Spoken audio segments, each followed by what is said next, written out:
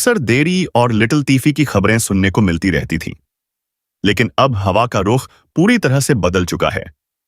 जिस एम का fighter jet को लेकर दुनिया भर के डिफेंस एक्सपर्ट्स यह कयास लगा रहे थे कि भारत इसे समय पर पूरा नहीं कर पाएगा, अब उसी प्रोजेक्ट ने एक ऐसी रफ्तार पकड़ ली है जिसकी गूंज बीजिंग और इस्लामाबाद तक साफ सुनाई देने लगी है। भारत ने अब अपनी रणनीति को पूरी तरह से बदल दिया है और डिफेंस मैन्युफैक्चरिंग के इतिहास में वह होने जा रहा है जो आज तक कभी नहीं हुआ था। सामने आ रही जानकारी के अनुसार भारत के सबसे 5वीं पीढ़ी के फाइटर जेट एमका को लेकर एक धमाकेदार टाइमलाइन सामने आई है जिसने दुश्मनों के होश उड़ा दिए हैं। अब तक हम सिर्फ बातों में ही सुन रहे थे कि एमका आएगा और दुश्मनों के लिए काल बनेगा, लेकिन अब तारीखें भी सामने आ चुकी हैं और तैयारी इतनी पुख्ता है कि दुनिया की बड़ी बड़ी महाशक्तियां भी भारत की इस प्लानिंग को देखकर हैरान हैं। सबसे बड़ी खबर यह है कि एमका का पहला प्रोटोटाइप अब किसी सपनों की दुनिया में नहीं बल्कि हकीकत में जमीन पर उतरने वाला है और इसकी डेडलाइन भी फिक्स कर दी गई है। एक डिफेंस वेबसाइट द्वारा जारी की गई एक्सक्लूसिव रिपोर्ट के मुताबिक एमका का पहला प्रोटोटाइप साल 2028 के अंत तक रोल आउट कर दिया जाएगा। रोल आउट का मतलब होता है कि विमान बनकर तैयार हो जाएगा और उसे फैक्ट्री से बाहर लाया जाएगा ताकि दुनिया उसकी पहली झलक देख सके। लेकिन असली खेल तो इसके बाद शुरू होगा। भारत अब वह गलती नहीं करने वाला है जो उसने तेजस के समय की थी। इस बार काम कछुए की चाल से नहीं बल्कि चीते की रफ्तार से होगा। रिपोर्ट में दावा किया गया है कि पहले प्रोटोटाइप के बाद अगले 3 सालों के भीतर यानी कि 2031 तक एमका के कुल 5 प्रोटोटाइप तैयार कर लिए जाएंगे। इसका मतलब यह हुआ कि हर 9 महीने के अंतराल पर एक नया फाइटर जेट बनकर तैयार होगा। आप अंदाजा लगाइए कि जिस देश में एक फाइटर जेट के बनने में सालों लग जाते थे, अब वहां हर 9 महीने में 5वीं पीढ़ी का एक अत्याधुनिक विमान फैक्ट्री से बाहर निकलेगा।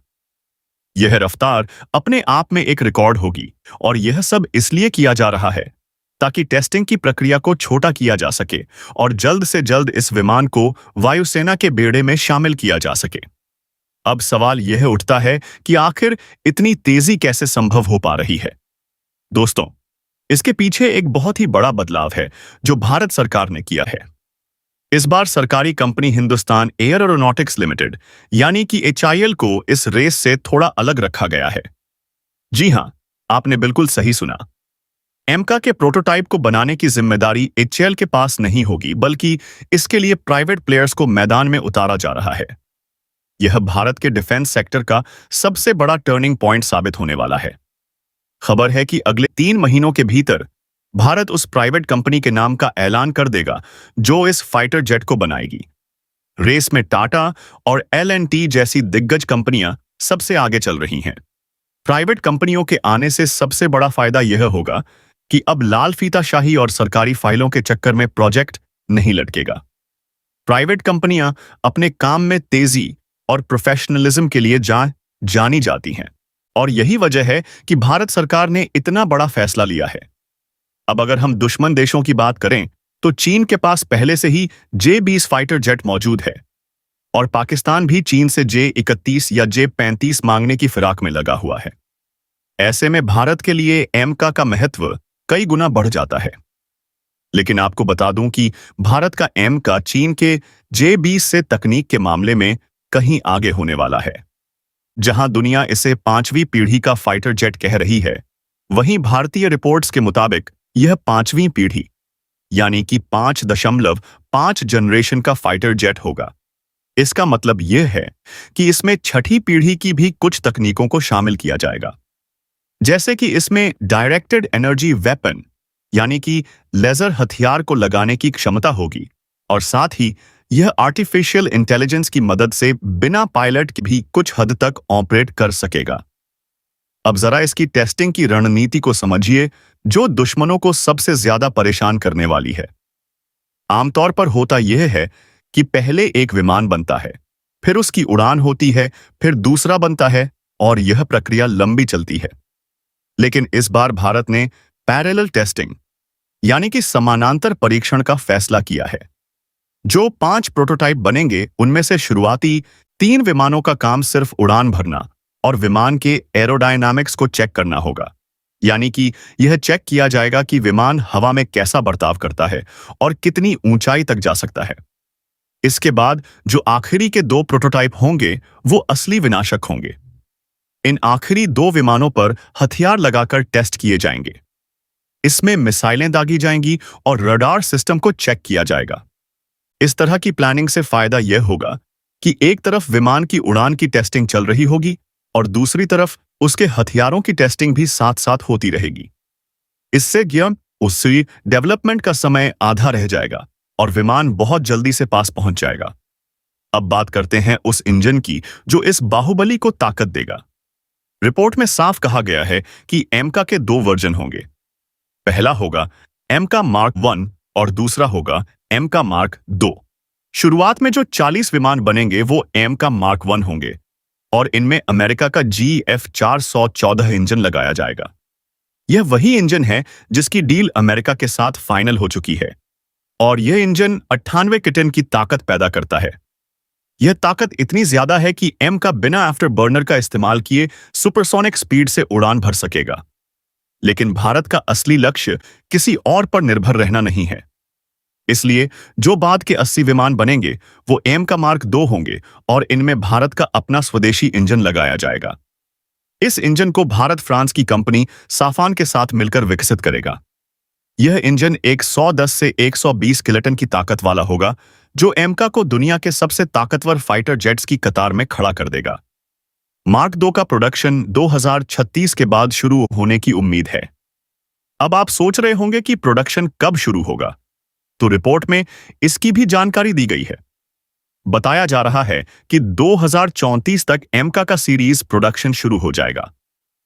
यानी कि 2034 से यह विमान फैक्ट्री से बनकर निकलने लगेंगे और वायुसेना के स्क्वाड्रन का हिस्सा बनने लगेंगे। यह टाइमलाइन उन लोगों के मुंह पर तमाचा है जो कहते थे कि भारत कभी भी अपना स्टेल्थ फाइटर जेट नहीं बना पाएगा। अब जरा इस बात पर गौर कीजिए कि यह विमान भारत के लिए इतना जरूरी क्यों है। आज के समय में युद्ध की परिभाषा बदल चुकी है। अब वह जीतेगा जो दिखाई नहीं देगा। एम का एक स्टेल्थ फाइटर जेट है जिसका मतलब है कि दुश्मन के रडार इसे पकड़ नहीं पाएंगे। जब तक दुश्मन को पता चलेगा कि भारतीय वायुसेना का विमान उनके सिर पर आ चुका है, तब तक बहुत देर हो चुकी होगी। एम का अपने इंटरनल वेपन बे यानी कि अंदरूनी हिस्से में हथियार लेकर उड़ेगा, जिससे बाहर से यह बिल्कुल सपाट दिखेगा और रडार की तरंगे इससे टकराकर वापस नहीं जा पाएंगी। चीन का J-20 दावा तो करता है कि वो स्टेल्थ है, लेकिन कई एक्सपर्ट्स मानते हैं कि उसमें वो क्षमता नहीं है जो अमेरिका के F-35 या F-22 में है। लेकिन भारत का एम का डिजाइन के मामले में अमेरिकी विमानों को टक्कर देता है। इसके एयर इनटेक का डिजाइन और इसकी ज्यामिति ऐसी बनाई गई है कि यह रडार पर एक छोटी सी चिड़िया से भी छोटा दिखाई देगा। पाकिस्तान के लिए तो यह किसी बुरे सपने से कम नहीं होगा, क्योंकि उसके पास ऐसा कोई रडार सिस्टम मौजूद ही नहीं है जो एमका को डिटेक्ट कर सके। अगर पाकिस्तान चीन से रडार ले भी आता है तो भी एमका के पास ऐसे इलेक्ट्रॉनिक वॉरफेयर सूट होंगे जो दुश्मन के रडार को जाम कर देंगे। यानी कि एमका दुश्मन के इलाके में घुसकर तबाही मचाएगा और सुरक्षित वापस भी आ जाएगा।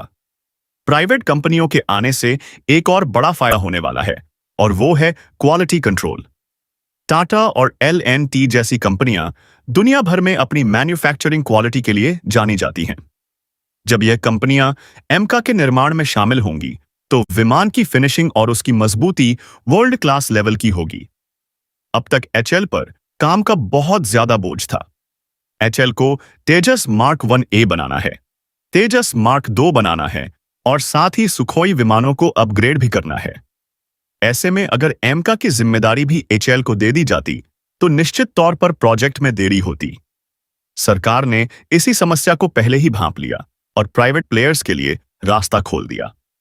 यह फैसला दिखाता है कि सरकार अब डिफेंस सेक्टर में रिस्क लेने से नहीं डरती और उसका पूरा फोकस समय पर डिलीवरी देने पर है। अगले 3 महीनों में जब प्राइवेट पार्टनर का ऐलान होगा तो वह दिन भारतीय डिफेंस इंडस्ट्री के लिए ऐतिहासिक होगा। यह पहली बार होगा जब कोई प्राइवेट कंपनी भारत में फाइटर जेट बनाने के काम में इतने बड़े स्तर पर शामिल होगी। इससे भारत में एयरोस्पेस का एक पूरा इकोसिस्टम तैयार होगा। छोटी छोटी कंपनियां जो स्पेयर पार्ट्स बनाती हैं, उन्हें भी काम मिलेगा और रोजगार के हजारों नए अवसर पैदा होंगे। एम का प्रोजेक्ट सिर्फ एक विमान बनाने का प्रोजेक्ट नहीं है, बल्कि यह भारत को तकनीक के मामले में आत्मनिर्भर बनाने का मिशन है।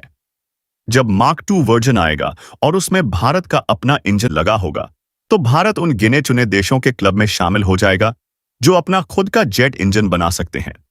अभी तक केवल अमेरिका, रूस, फ्रांस और ब्रिटेन के पास ही यह पूरी क्षमता है। चीन भी अभी तक अपने इंजनों को लेकर संघर्ष कर रहा है, लेकिन भारत फ्रांस के सहयोग से इस तकनीक को हासिल करने के बहुत करीब है। एमका के आने से भारतीय वायुसेना की ताकत में जो इजाफा होगा, उसका अंदाजा लगाना भी मुश्किल है। अभी हम राफेल पर निर्भर हैं, जो कि 4.1/2 पीढ़ी का विमान है। राफेल बेहतरीन है, लेकिन वो स्टेल्थ नहीं है। एमका के आने के बाद भारत को किसी भी विदेशी विमान की जरूरत नहीं पड़ेगी। हम अपनी शर्तों पर अपनी तकनीक के साथ आसमान में राज करेंगे। एमका के अंदर जो एवियोनिक्स और सेंसर लगने वाले हैं, वह भी पूरी तरह से स्वदेशी होंगे। उत्तम रडार, जो कि एक एईएसए रडार है, एमका की आंखें बनेगा। यह रडार सैकड़ों किलोमीटर दूर से दुश्मन को देख सकेगा और एक साथ कई टारगेट को निशाना बना सकेगा। इसके अलावा एमका में डाटा फ्यूजन की तकनीक होगी, यानी कि विमान के सारे सेंसर मिलकर पायलट को युद्ध के मैदान की एक साफ तस्वीर दिखाएंगे। पायलट को अलग अलग स्क्रीन देखने की जरूरत नहीं पड़ेगी, बल्कि उसके हेलमेट पर ही सारी जानकारी आ जाएगी। यह सब तकनीकें भारत में ही विकसित की जा रही हैं।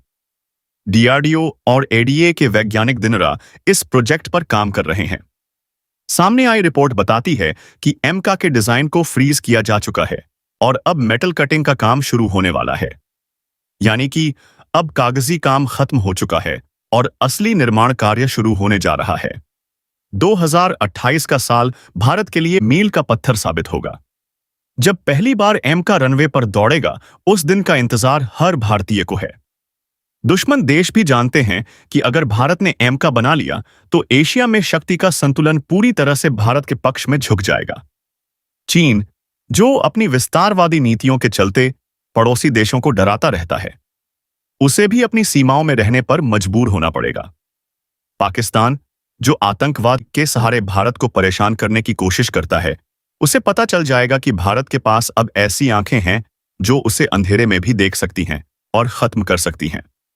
एमका प्रोजेक्ट में जिस तरह की तेजी दिखाई जा रही है, वह इस बात का सबूत है कि भारत अब अपनी सुरक्षा के साथ कोई समझौता नहीं करेगा।